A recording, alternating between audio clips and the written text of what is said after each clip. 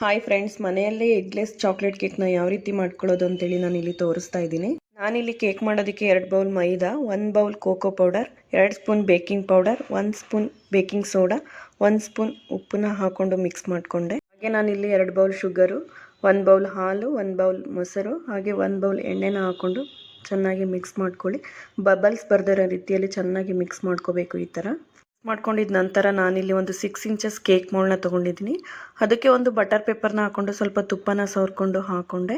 ಹಾಗೆ ನಾನಿಲ್ಲಿ ಹಾಫ್ ಮಾತ್ರನೇ ಹಾಕ್ಕೊತಾ ಇದ್ದೀನಿ, ಯಾಕಂದರೆ ಕೇಕ್ ಅದು ಬೇಕಿಂಗ್ ಆದಮೇಲೆ ಫುಲ್ ಆಗುತ್ತೆ. ಸೊ ಹಾಗಾಗಿ ನಾನು ಹಾಫ್ ಮಾತ್ರ ಹಾಕ್ಕೊಂಡೆ. ಹಾಗೆ ನೆಕ್ಸ್ಟ್ ನಾನು ಇದನ್ನು ಓವನಲ್ಲಿ ಇಡ್ತಾ ಇದ್ದೀನಿ. ಓವನಲ್ಲಿ 180 ಡಿಗ್ರಿ ಟೆಂಪ್ರೇಚರ್ನ ಇಟ್ಕೊಂಡು 30 ಮಿನಿಟ್ಸ್ನ ಸೆಲೆಕ್ಟ್ ಮಾಡಿಕೊಂಡೆ. ಹಾಗೆ ನಾನಿಲ್ಲಿ 20 ಮಿನಿಟ್ಸ್ಗೆ ಓಪನ್ ಮಾಡಿ ನೋಡಿದೆ. ಕೇಕ್ 20 ಮಿನಿಟ್ಸ್ಗೆ ತುಂಬ ಚೆನ್ನಾಗಿ ಬೇಕಿಂಗ್ ಆಗಿತ್ತು.